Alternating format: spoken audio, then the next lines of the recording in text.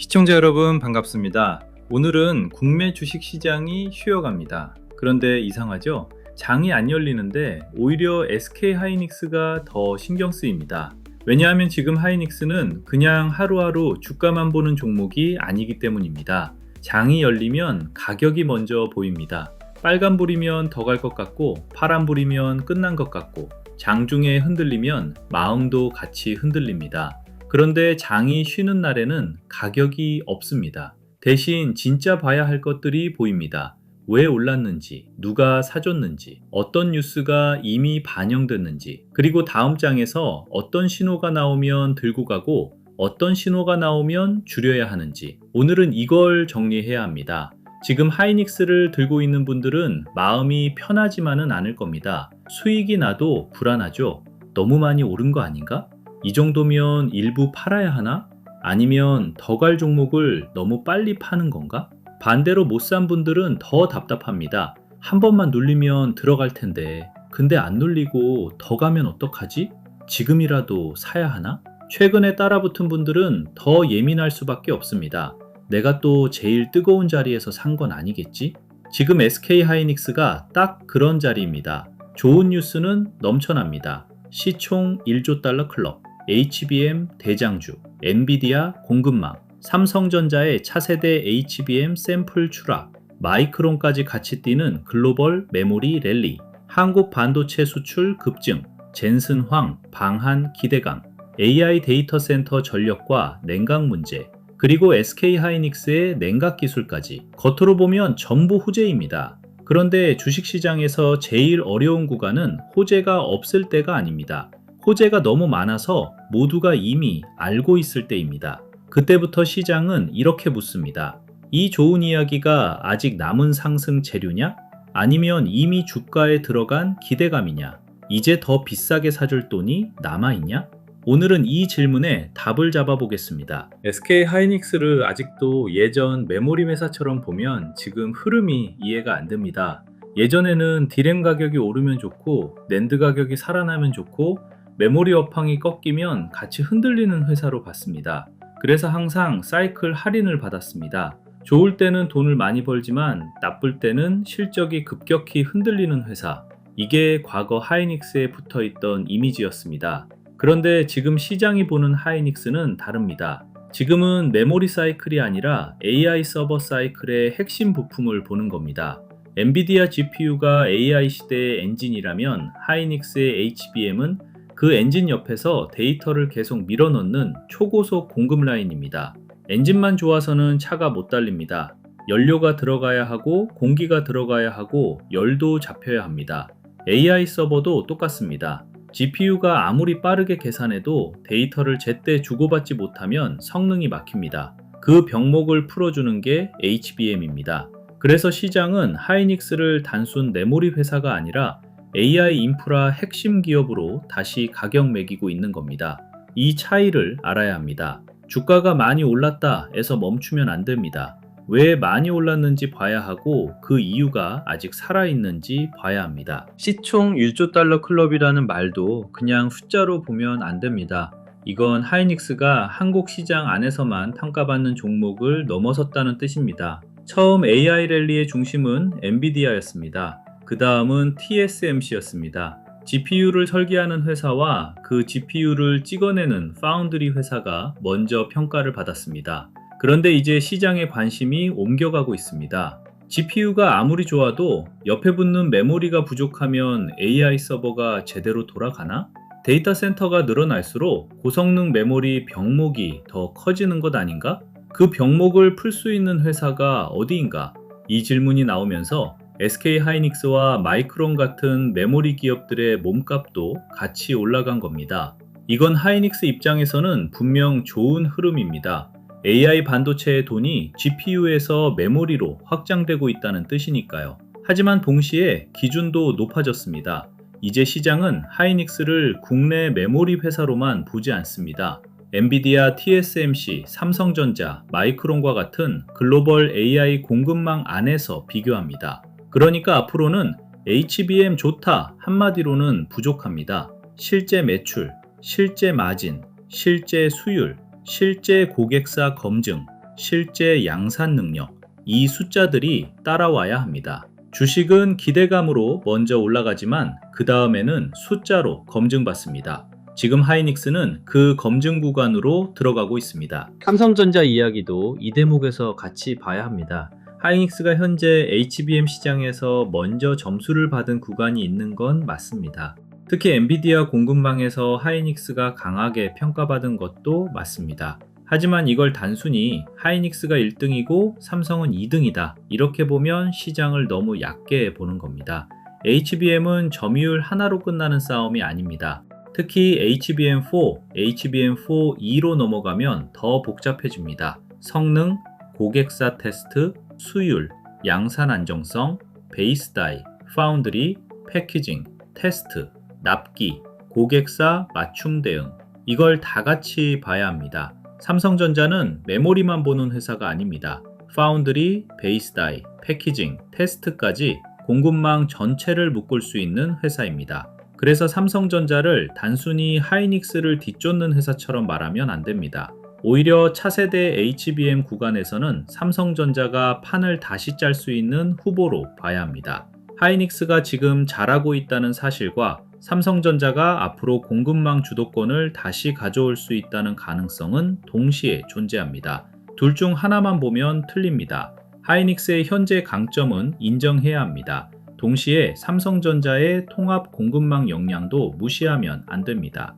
이게 HBM 시장을 제대로 보는 방식입니다. 고객사 입장에서 선택지가 늘어나면 협상 구조가 달라집니다. 하이닉스만 보는 게 아니라 삼성전자와 마이크론까지 비교하게 됩니다. 그럼 하이닉스가 지금의 프리미엄을 유지하려면 더 많은 걸 증명해야 합니다. 수율이 안정적인지, 발열을 잘 잡는지, 납기를 맞출 수 있는지, 차세대 제품에서 성능과 전력 효율을 계속 앞서갈 수 있는지, 엔비디아 같은 핵심 고객사와의 관계를 계속 유지할 수 있는지, 이게 앞으로 하이닉스 주가의 핵심 질문입니다. 그렇다고 삼성전자의 움직임을 무조건 하이닉스 악재로만 볼 필요도 없습니다. 시장이 작을 때는 경쟁자가 늘어나는 게 부담입니다. 그런데 시장이 폭발적으로 커질 때는 경쟁자가 늘어나는 것 자체가 그 산업이 메인 구대에 올라왔다는 증거이기도 합니다. 삼성전자가 차세대 제품을 내놓고 마이크론도 같이 뛰고 하이닉스가 시장의 중심에 있다는 건요. HBM이 일시적인 유행이 아니라 AI 인프라의 핵심 병목으로 인정받고 있다는 뜻입니다. 다만 하이닉스 입장에서는 독점 프리미엄을 얼마나 오래 유지할 수 있느냐가 중요해졌습니다. 시장이 커지는 건 호재입니다. 경쟁이 붙는 건 마진 압박입니다. 이 두 가지를 동시에 봐야 합니다. 이제 하이닉스가 단순 메모리 회사로만 평가받지 않는 이유가 더 선명해집니다. 예전에는 메모리를 얼마나 많이 파느냐가 중요했다면 지금은 완전히 다릅니다. 얼마나 빠르게 보내느냐, 얼마나 전력을 덜 쓰느냐, 얼마나 열을 잘 잡느냐, 그리고 고객사가 원하는 형태로 얼마나 안정적으로 공급하느냐, 이 네 가지가 같이 붙어야 고객사가 돈을 더 줍니다. AI 서버가 커질수록 진짜 골치 아픈 문제가 생깁니다. 바로 열입니다. GPU도 뜨겁고 HBM도 뜨겁고 서버 전체가 고밀도로 들어가면 냉각 비용이 커집니다. 데이터를 많이 주고받을수록 속도는 빨라지지만 열도 같이 늘어납니다. 열을 제대로 못 잡으면 성능이 떨어지고 안정성도 흔들립니다. 그러니까 앞으로 HBM 경쟁은 단순히 누가 먼저 만들었냐에서 끝나지 않습니다. 속도, 용량, 전력 효율, 발열, 패키징, 고객 맞춤 설계까지 묶인 종합 경쟁으로 가는 겁니다. 하이닉스의 냉각 기술이 중요한 이유도 여기에 있습니다. 이건 단순한 기술 발표가 아닙니다. 앞으로 HBM 경쟁이 어디로 가는지를 보여주는 힌트입니다. 고객사는 더 빠른 제품만 원하는 게 아닙니다. 더 안정적으로 돌아가고 전력 부담이 낮고 열 관리가 되는 제품을 원합니다. 이걸 잡는 회사가 차세대 HBM에서도 프리미엄을 받을 수 있습니다. 고객사의 선택이 중요해질수록 엔비디아의 움직임도 더 크게 봐야 합니다. 젠슨 황 방한 기대감이 단순 이벤트로 끝나지 않는 이유가 이겁니다. 중요한 건 이 사람이 누구를 만나느냐만이 아닙니다. 엔비디아가 한국 기업들을 AI 공급망 안에서 얼마나 깊게 끌고 가느냐입니다. 엔비디아는 GPU만 파는 회사가 아닙니다.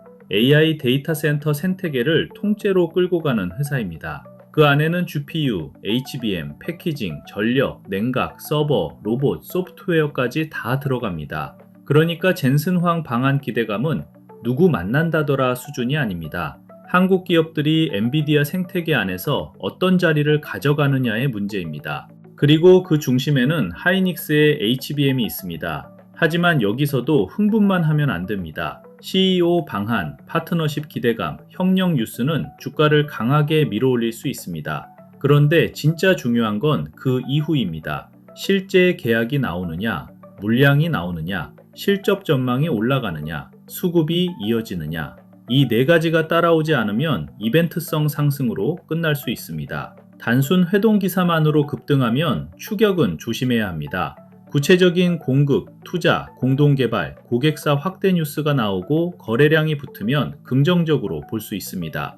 뉴스가 나왔는데도 주가가 밀리면 이미 기대가 선반영됐을 가능성을 봐야 합니다. 이제 제일 중요한 질문으로 가겠습니다. 그래서 지금은 사야 돼요? 팔아야 돼요? 이 질문이 핵심입니다.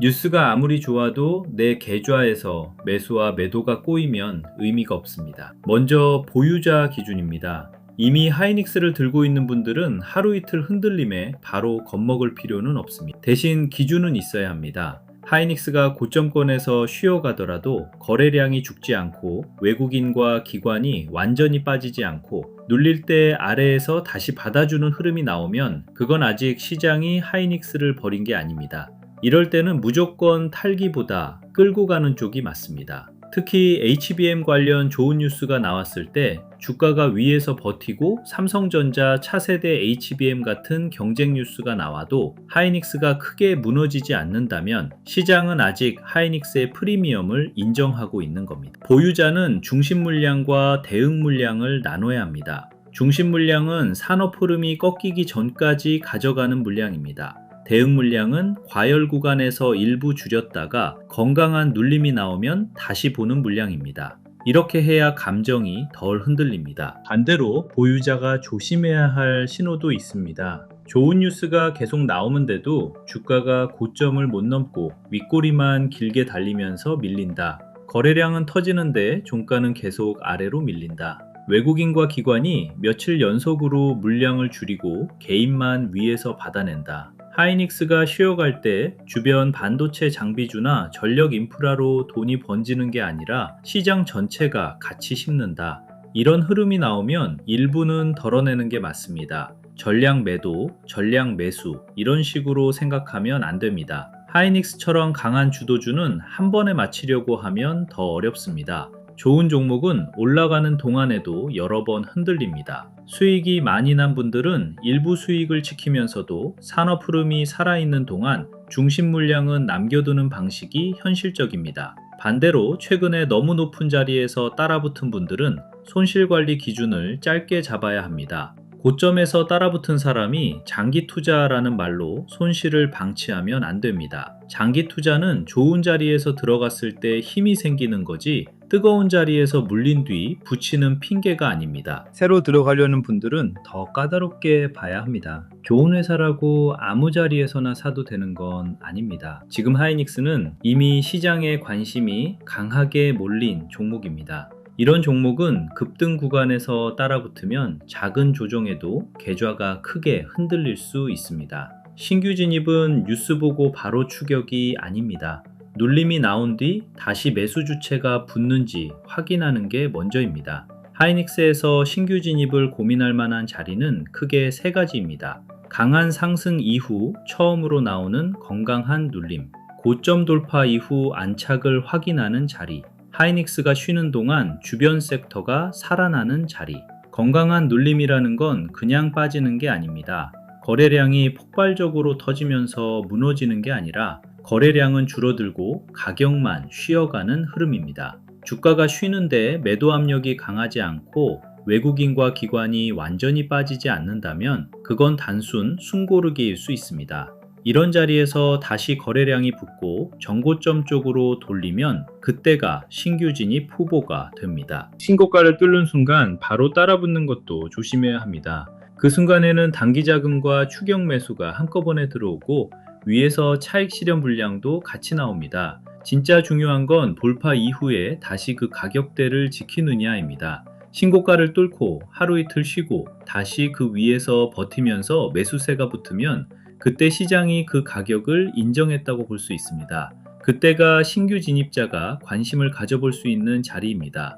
반대로 돌파하자마자 거래량이 터지고 윗꼬리가 길게 나오고 다음 장에서 바로 밀린다면 추격 매수보다 관망이 맞습니다. 신고가라는 말에 흥분하면 안 됩니다. 중요한 건 신고가를 찍었느냐가 아니라 그 가격 위에서 누가 사주느냐입니다. 가격은 찍을 수 있습니다. 하지만 시장이 인정하지 않으면 다시 내려옵니다. 신규 진입자는 돌파 순간보다 돌파 이후 안착을 봐야 합니다. 팔아야 할 때도 단순히 많이 올랐으니까가 아닙니다. 강한 종목은 비싸 보이는 자리에서도 더 갈 수 있습니다. 문제는 상승의 질이 나빠질 때입니다. 좋은 뉴스에도 주가가 못 오르는 흐름이 첫 번째 신호입니다. HBM 수주 기대, 엔비디아 협력, AI 데이터 센터 호재 같은 좋은 뉴스가 계속 나오는데도 주가가 고점을 못 넘고 계속 윗꼬리만 달린다. 이건 시장이 이미 좋은 뉴스를 다 알고 있고 그 뉴스가 더 이상 새로운 매수 이유가 되지 못한다는 뜻일 수 있습니다. 두 번째는 거래량이 터졌는데 종가가 밀리는 흐름입니다. 거래량이 많다는 건 누군가는 많이 샀고 누군가는 많이 팔았다는 뜻입니다. 그런데 거래량이 터졌는데 종가가 아래로 밀렸다?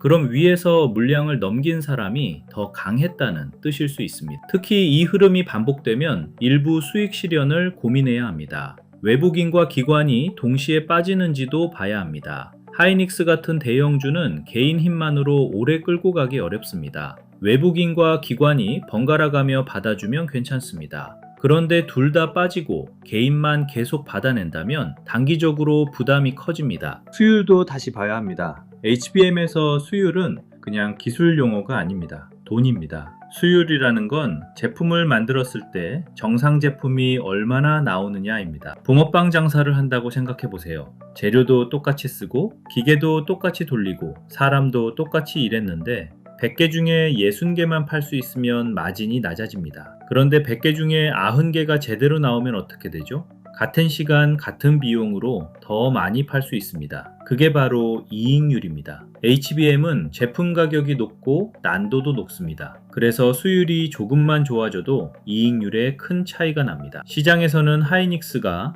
HBM에서 먼저 점수를 받은 구간이 있다고 평가하지만 앞으로는 단순히 먼저 만들었다가 아니라 안정적으로 많이 만들 수 있느냐가 중요합니다. 수율이 잡히면 기술이 좋아졌다는 말에서 끝나는 게 아닙니다. 같은 공장, 같은 장비, 같은 인력으로 더 많은 돈을 벌 수 있는 구조가 되는 겁니다. 하이닉스가 진짜 계속 강하려면 좋은 제품을 만들었다 해서 끝나면 안 됩니다. 좋은 제품을 안정적으로 많이 만들고 고객사에 제때 공급하고 그걸 높은 마진으로 팔 수 있다까지 보여줘야 합니다. 기대가 숫자로 확인되는지도 봐야 합니다. 주식시장에서 가장 강한 상승은 기대감만으로 오래가지 않습니다. 기대가 숫자로 확인될 때 오래갑니다. HBM이 좋다. AI 서버가 늘어난다. 엔비디아가 잘 나간다. 여기까지는 기대입니다. 그런데 실제 반도체 수출이 강하게 나오고 기업 실적 전망이 올라가고 외국인 자금이 들어오면 이야기가 달라집니다.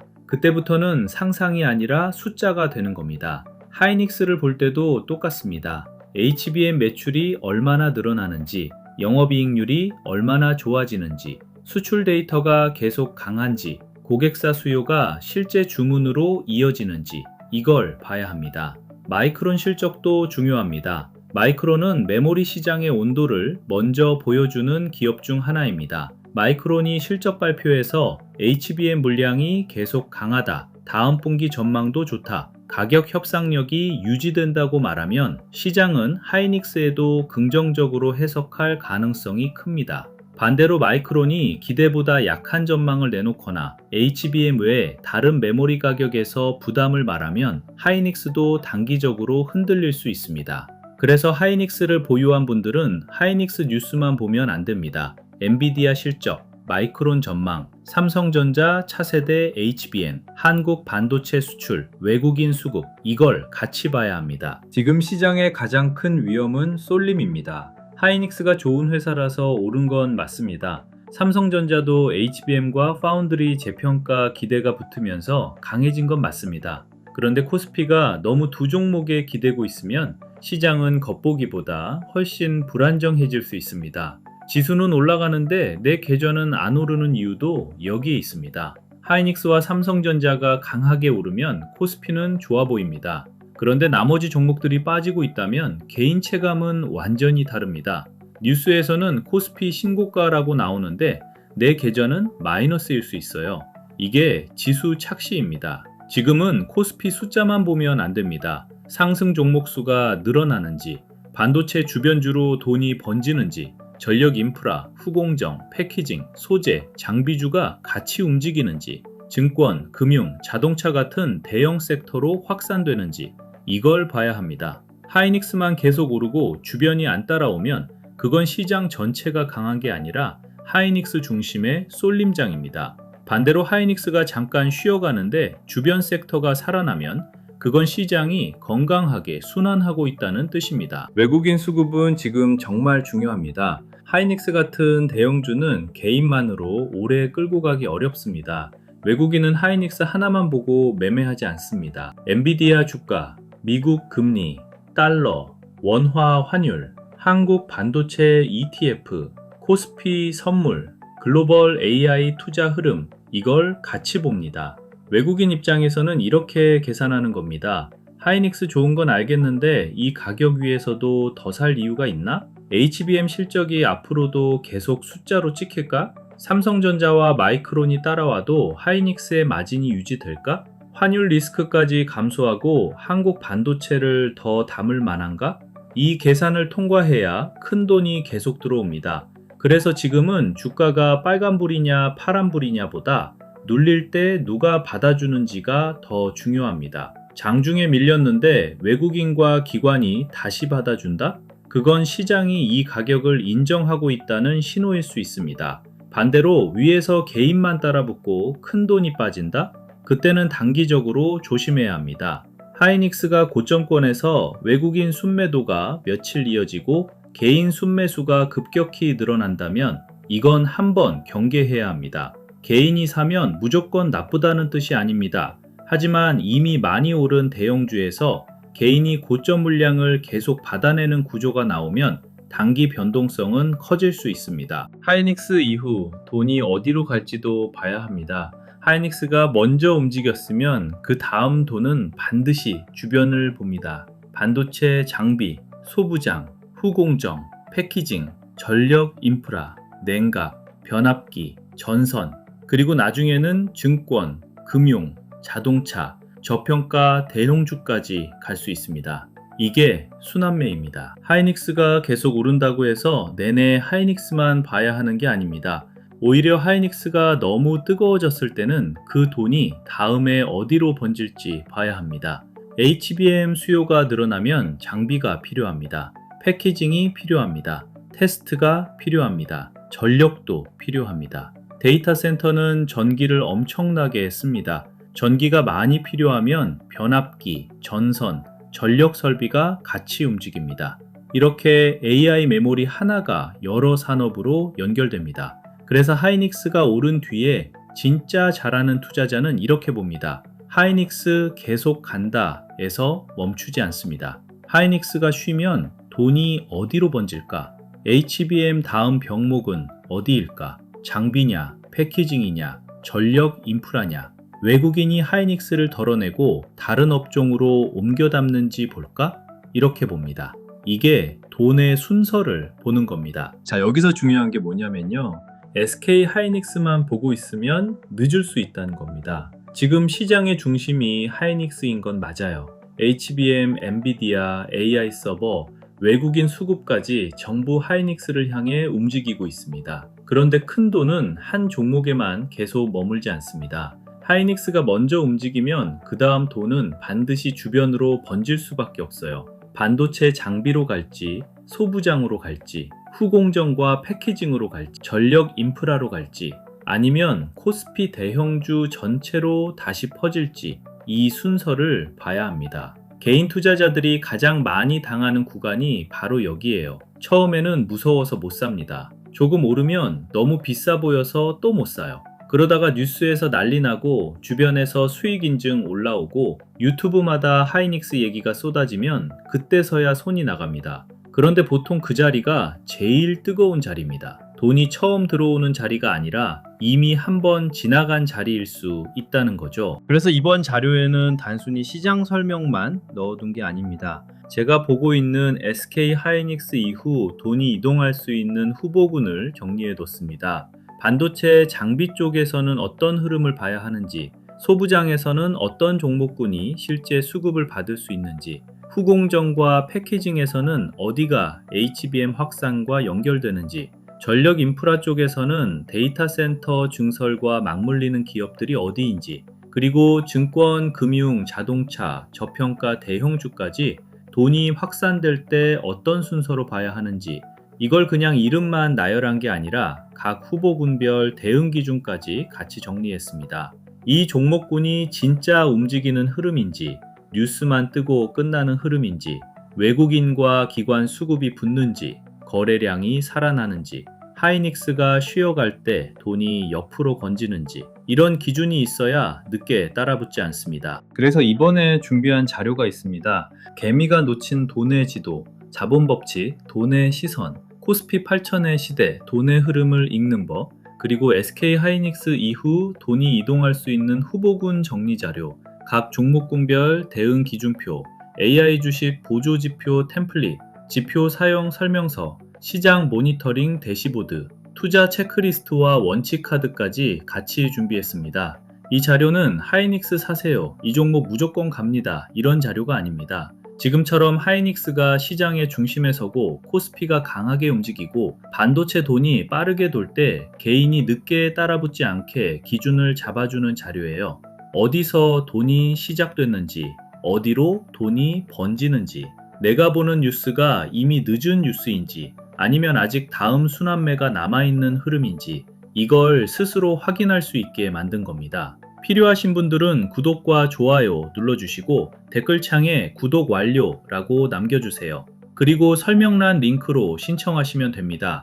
이번 자료도 100% 무료로 받아가실 수 있습니다. 오늘 하이닉스에서 봐야 할 건 단순히 주가가 많이 올랐느냐가 아닙니다. 이제 시장은 하이닉스를 AI 메모리 핵심주로 인정하고 있습니다.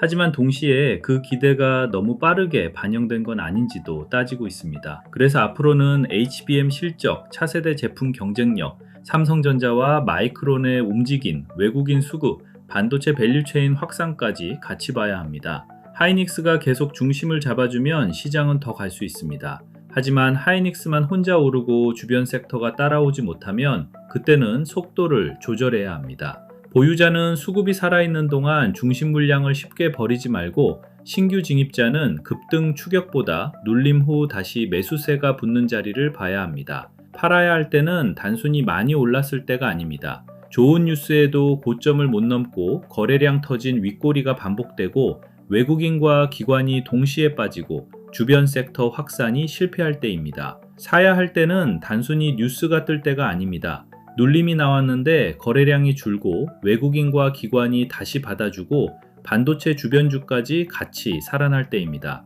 이 기준을 갖고 봐야 휴장 이후 장이 다시 열렸을 때 흔들리지 않습니다. 오늘 영상은 여기서 마치고요. 다음 영상에서는 SK 하이닉스 이후 돈이 실제로 어느 후보군으로 번질 수 있는지, 그리고 반도체 장비와 전력 인프라 쪽에서 어떤 흐름을 봐야 하는지 더 자세히 짚어드리겠습니다. 끝까지 시청해 주셔서 감사합니다.